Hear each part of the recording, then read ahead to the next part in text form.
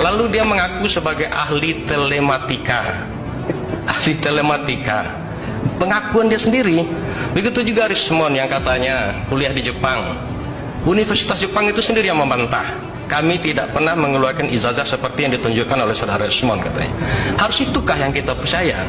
Institusi negara kita abaikan, lalu orang-orang yang berkowar ini yang tidak jelas ini, apakah ini pesanan atau settingan atau apa, lalu itu yang kita percaya.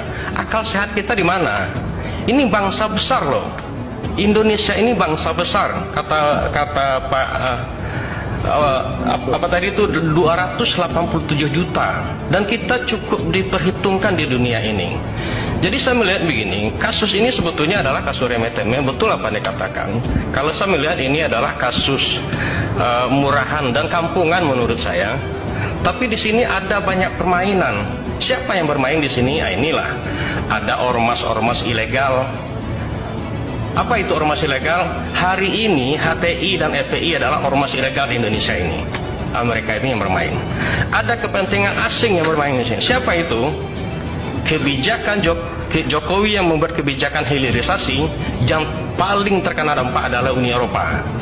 Yang paling tidak senang. Maka Uni Eropa membawa Indonesia ke WTO.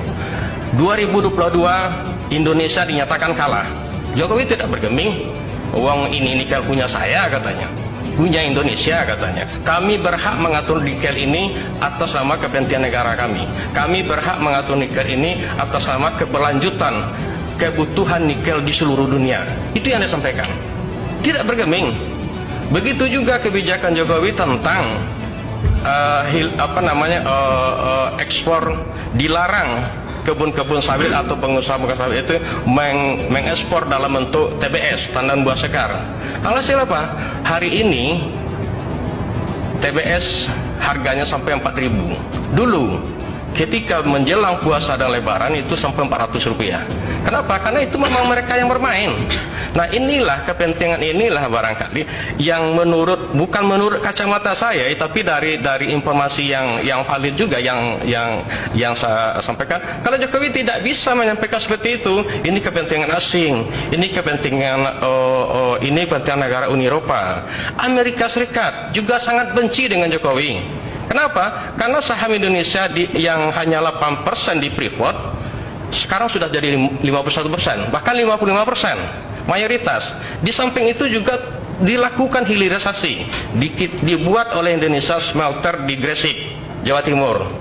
Emas ini begitu diambil di Freeport di Papua, dibawa dulu di Gresik, dimurnikan dulu.